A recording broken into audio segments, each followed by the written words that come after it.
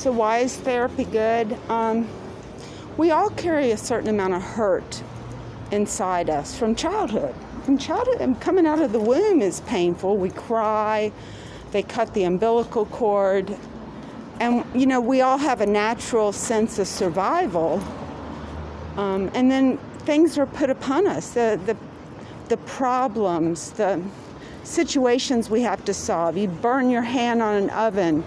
You get spanked. Just stuff that you didn't mean to happen. And your parents may have made some mistakes that maybe they loved you, but maybe they just didn't know how to parent. Maybe your parents had some issues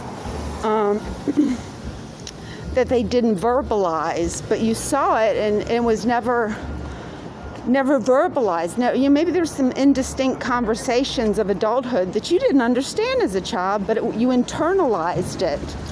And then it became a problem because you never talked about it.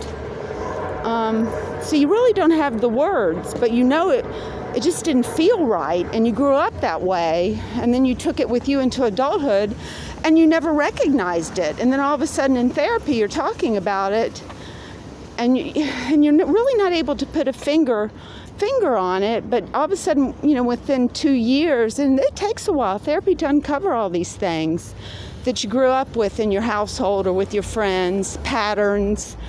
And if you have a good therapist, it listens and asks the right questions.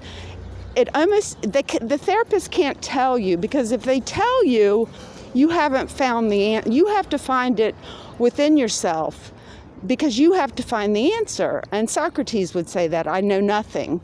But you could be directed to bring upon the answer yourself over a period of time, that you can resolve that issue that may be causing you problems. And what I see is a stability and a relationship that Jennifer had with Mom that she no longer has. And so the instability that has been put upon her now that she's had all of her life, which I didn't. I did talk to Mom some, and I really loved it. And she was great when I was having problems, but I didn't talk to her every day. And I did have some issues, but Mom and I talked about them because I was capable. With the ear thing, I drilled it a number of times, probably 5 or 6, 7, maybe 10 times. And finally, I got Mom to say I couldn't stop them. I finally got it, and I needed that. I needed to hear her say that. But it took a very calm, me not getting angry, conversation with. I just needed to know what happened. And Mom was against it, but she just, with the dynamics in the family, she couldn't stop Grandmommy. And I can see that, but she was against it, and she was right. She was right, but she couldn't have the dynamics in that family of the turmoil and the dysfunction of Grandmommy having the money and Granddaddy being the doctor, that she just didn't have the support to stop it, but she wanted to, and it must have been terrible for her. But yeah, Mom and I could talk about stuff. So I think Jen and Mom were very close, but psychology-wise, I don't think Jennifer ever really got what she needed.